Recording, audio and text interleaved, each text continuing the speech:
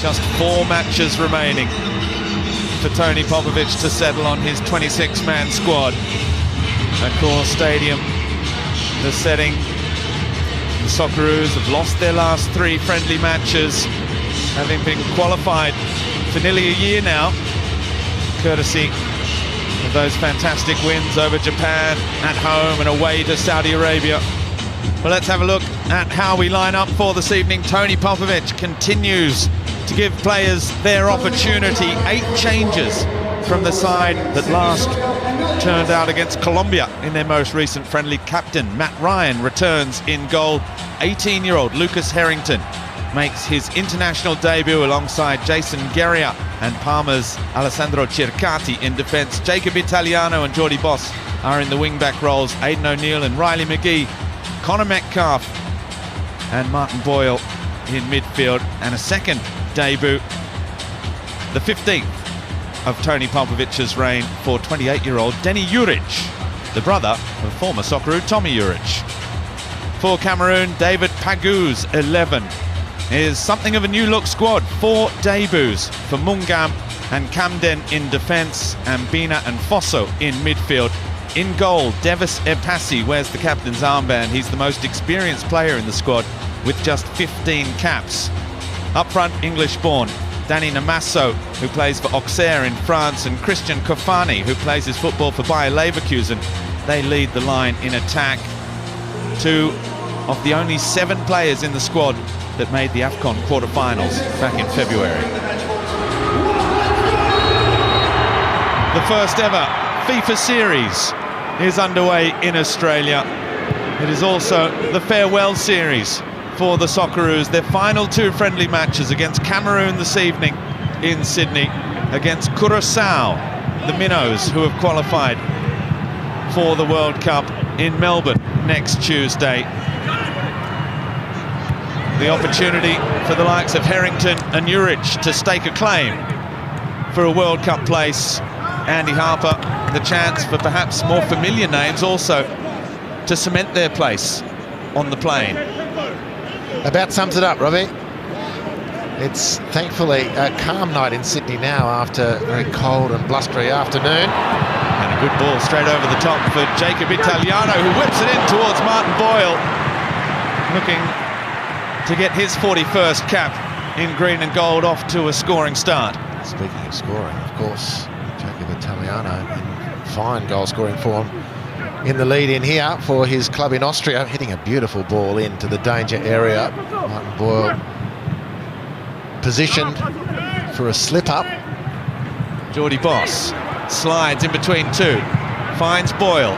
He looks for the run from Italiano. It's a good ball as well. Italiano's first touch took him inside his marker and made the goal-scoring streak continue. Yeah, it's nice work from Australia, and some rather tight little contests across the field, managed largely through Martin Boyle to skip clear, and a lovely ball from him to Italiano. And you just have to check out his goals from the weekend, and as that ball was flying over, you think, I'm wondering if he's going to back himself to whack it first time. A little bit more conservative was Jacob on this occasion than he was on the weekend. Here's Malone down the right-hand side. The indomitable Lions, a little slip from McGree. Fosso lets it run. Mungam lines it up. In the end, well off target, but another shot. A 6th of the evening for Cameroon against just 1 so far for the Socceroos. Well, I guess you sort of have to call this a shot from Mungam. It was a pretty ordinary effort, but Australia in the massed ranks in defence. Fosso leaving it across his shoulder, and the big unit, quite sure what he had in mind there, but technique was poor. And it breaks. Italiano on the charge again. He's been so positive. The overlapping run, almost a little too fast. McGree now for Juric. Look to the cutback. Martin Boyle was waiting in the middle. The ball never arrived, but Guerra has won it back. Little touch. Good football this. Again, it's Italiano looking to get involved at every opportunity. Aidan O'Neill for Jacob Italiano one more time. Yongwa defends well. Mungam forward. Guerra, all of a sudden the game bursting into life as the Socceroos look to make the breakthrough.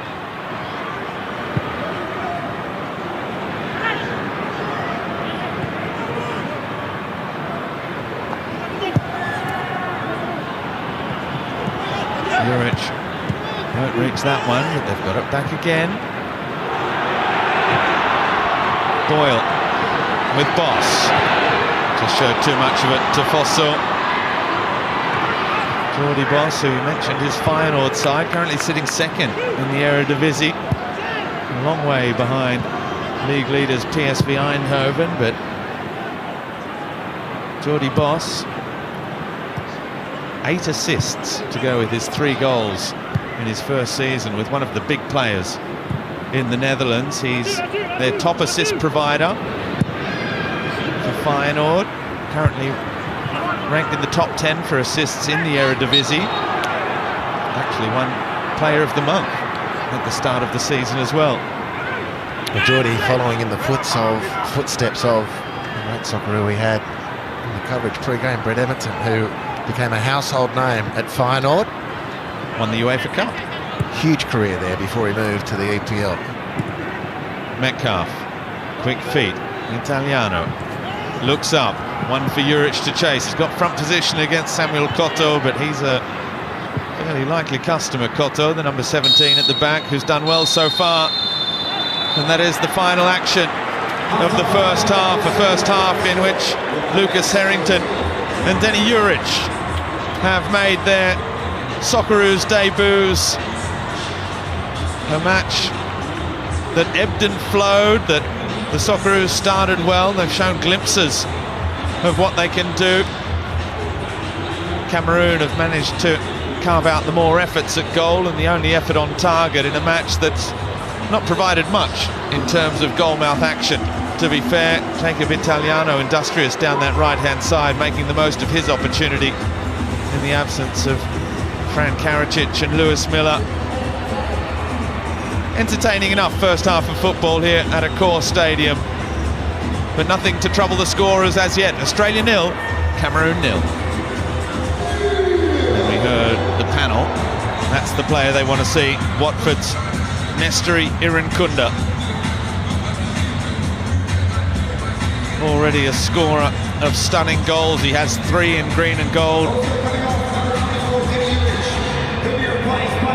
His most recent stunner was against Wrexham for Watford in the Championship, where they currently sit 9th.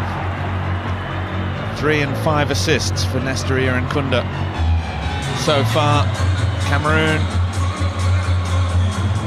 had the only effort on target of that first half, but perhaps the introduction of Mabil and Irankunda might just change things up in Socceroos' favour. The second half is underway.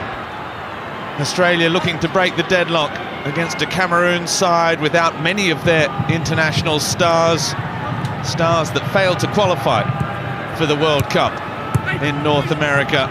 Andy Harper, they are a country with a rich history, with a plethora of players playing in top leagues all over the world. But they've shown in recent months, in recent years, if you don't get it right off the pitch, it's hard to get it right on the pitch. The Socceroos have been doing just that in recent years. Qualified for the World Cup, but what would they give for a goal?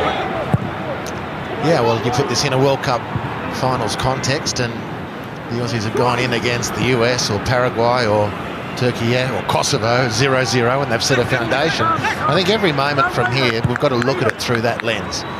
And so I think the start was very solid. Of course, we'd like to see a little bit more efficient execution when we get the chance to prise open the defence, but I reckon most Socceroos fans watching now, half-time in Game 1 of the World Cup, you're sitting 0-0, you're still well in the contest, and off the bench comes Nestori Irankunda, changes everything potentially. And with respect to Aoué Mabil, great to see him back as well. Playing his football for Castellón in the Spanish second division, where they currently sit 5th. Mabil, Italiano's cross, back post, it's a good ball as well, missed. McGree the follow-up. Well, it was Jordi Boss with the initial opportunity. Harrington settles things with Cercati, who looks straight back for Jordi Boss, cut out by Malone. His clearance, a little rush of blood. Irankunda in the area. Nestori Irankunda, explosive immediately with his first touch.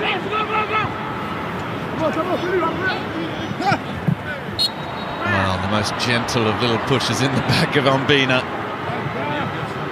Just to take a little bit of the heat out of the early start of this second half from Australia. Very, very upbeat. A feather touch from Geordie Boss. The season, which seems like a long time ago, which started with him knocking Ange Postecoglou out of the cup. I was going to say, his only goals, as fate would have it, came this season, came 2 in the one game against Nottingham Forest in the cup. That does seem like a lifetime ago. He's showed great durability, Cam Burgess, and has always been great for the national team. That part of the field for Australia is looking very, very strong.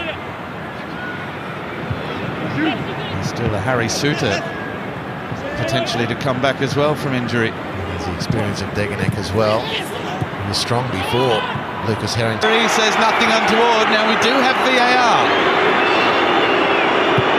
We will be having a look at that as Namasso looks to break. Foul by Nabil rather.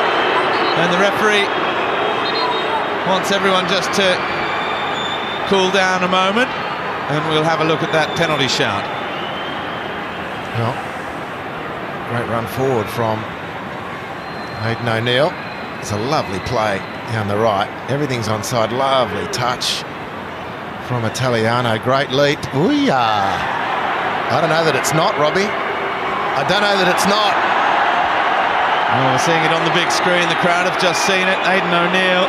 It was clumsy, to say the least, No, it's from a penalty. Oliver Camden. Well, it is a penalty. Cut to the chase. The referee just signalling that he's going to come and have a look at the replay and make up his own mind. Oliver Camden, the 23-year-old who plays in Bulgaria for Levski Sofia, Marseille born in France, just arrived late on the scene, and there you see it. There's the contact now. There's no ball. It's a clear penalty. Yeah. I mean, it takes half of one look from the ref. He's copping a bit from the crowd around him. But when they see the replay themselves, which they have seen on the big screen, well, it's unfortunate for Oliver Camden on debut for his national team to give away the penalty, but there can be no doubts about it. No, you can feel his pain. It's clearly evident. He tried to protest to the referee, but it's a clear penalty. He's done well tonight, Camden. He's been a handful for Australia on debut, and it's very disappointing for him. But it hasn't been converted yet. That's the job of the substitute, Aiden Rustic. Can he safely navigate a Passy David in the Cameroon goal? His last goal for the Socceroos came back in June 2024 against Bangladesh in a 2-0 win. Aiden Rustic against Devi Epassi to give the Socceroos the lead with 20 minutes left to play. Perhaps the ball just not quite close enough to the corners. And it's a let-off for Cameroon, whose supporters are celebrating.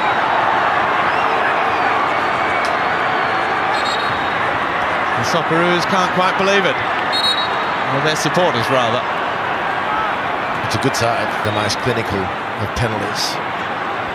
But in this case, as much as the penalty was under-hit, quality-wise, it was over-serviced by excellence from the goalkeeper, that it stuck on that hand as well. That full stretch was excellent. It puts a little bit of nitroglycerin into the place. Matt Jones very quick to remonstrate with Nestori Irankunda, that second last foul ago, in favour of Cameroon. Irankunda with Rustic. Irankunda accelerates. Ball to the back post. Chirkati. Burgess is there. Best chance of the night outside of the penalty for Australia. Yeah, brilliant. Brilliant in the lead-up. A little sloppy in the final moment, perhaps, for Cam Burgess. Maybe the ball didn't have enough speed on it. You can't criticise Nestori Irankunda for a lack of speed. Just exploded out of the blocks and hit that ball to the back post. A great menace. Good cushion from Chirkati. it's a tough one to get what you need on it, power-wise, as far as the header is concerned, from Cam Burgess, and in the end, he couldn't do what was needed.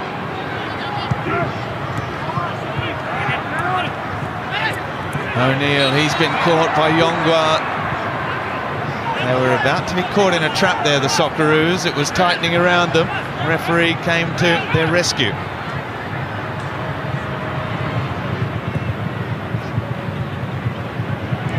Burgess again as we approach the final 10 minutes. Okonexler is caught. Mobile looking for Irankunda, the pace. Irankunda's shot saved by Apasi. Well, that's the explosiveness we've come to expect and the crowd wants from Nestor Irankunda. Yeah, and don't forget the pass from Mobile. Look at this. I mean, Rustic turns nicely. Mobile releases Irankunda, and 3 steps he's gone.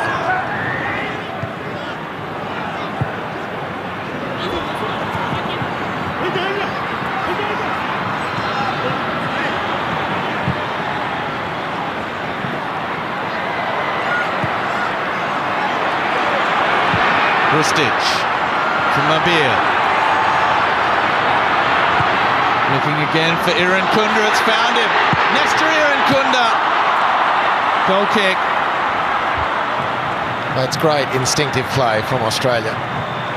Exposed defensively, Paul Okonexler pushed out in midfield. The ball over behind him opened the attack for Cameroon. Australia diffused that and played forward. Rustic swings the ball out to Owen Mobile, who takes a touch and gives it to the live wire. Says, there you go, Nestor. Give us the lead. Well, he can't control the shot, but we're getting closer. In the right place at the right time. And he wasn't about to look that gift horse in the mouth.